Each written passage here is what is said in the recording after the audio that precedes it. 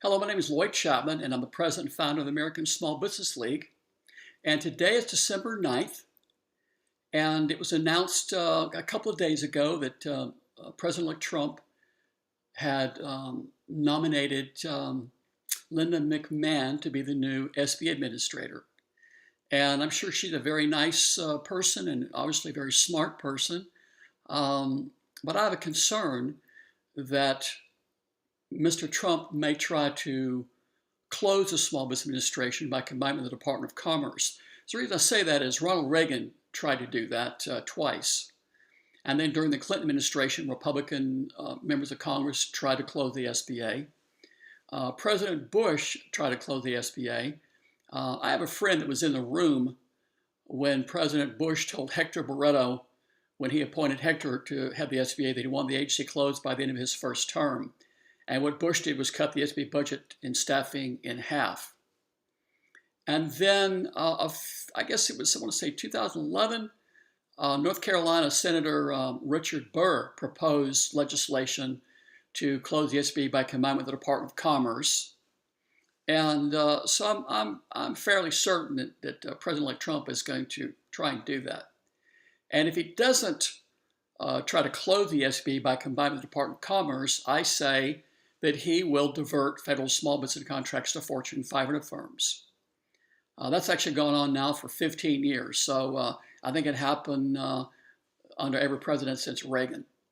And I've been suing the government for 25 years to try to stop that. In fact, I've got two cases in the Ninth Circuit Court of Appeals right now to try to stop that. One's against the Pentagon, and I filed an injunction against the Small Business Administration to stop them from reporting awards to Fortune 500 firms as small business awards, and from eliminating about two-thirds or excluding about two-thirds of all federal acquisitions from their calculations on the percentage of contracts that went to small businesses. So they claim that in fiscal year 2016, small businesses got, in 2015, they claimed small businesses got, I think, 25%. They probably got maybe 3%, something like that, when you look at the total acquisition budget.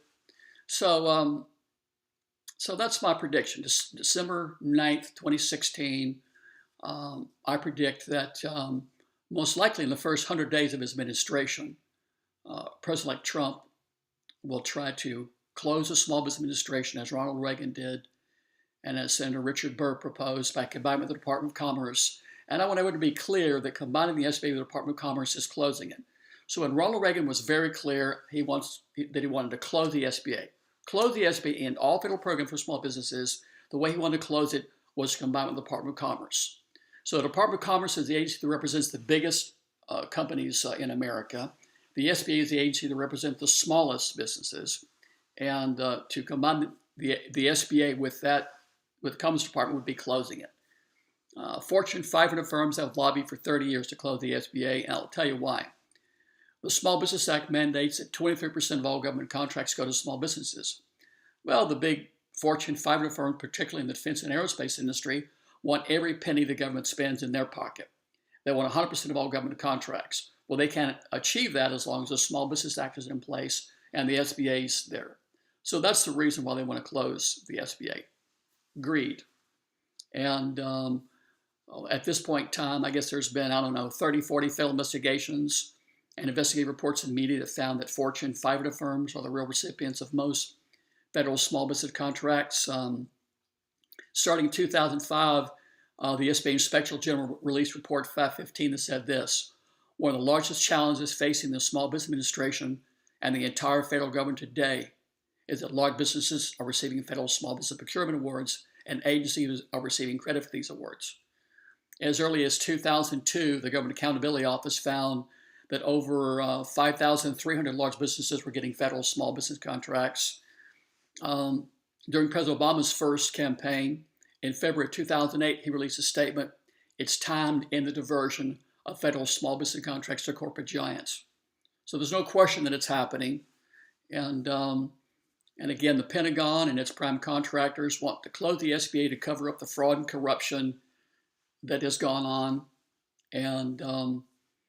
And we think that'd be a big mistake. The SBA released a report during the Bush administration that said that over 90% of all U.S. firms have less than 20 employees, and they're responsible for over 97% of the net new jobs. The U.S. Census Bureau had very similar numbers. I remember, I think they said 98% of all U.S. firms have less than 100 employees and generate over 90% of the net new jobs. So no matter where you look in the government, you're going to see data that shows the small business create the overwhelming majority of net new jobs. President Trump promised to be the greatest jobs president God ever created. And since all available data show the small businesses create over 9% of the net new jobs, you can't create jobs without small businesses. So the largest program, I guess, in history to create jobs and boost the middle-class economy is the Small Business Act that mandates that 23% of all government contracts go to small businesses. I think that's the most efficient, effective economic stimulus program in history. What better way to invest our tax dollars than to give 23% to the 28 million small businesses that are responsible for 50% of the gross domestic product, over 50% of the private sector workforce, over 90% of all U.S. exporters, and over 90% of the net new jobs. So to try to close the SBA and end that program would be economic suicide, and I hope that it doesn't happen. But there has been attempts under every Republican administration, I think, for 30 years to close the SBA. So that's my prediction. We'll see what happens. I'm Lloyd Chapman, the American Small Business League. Thank you.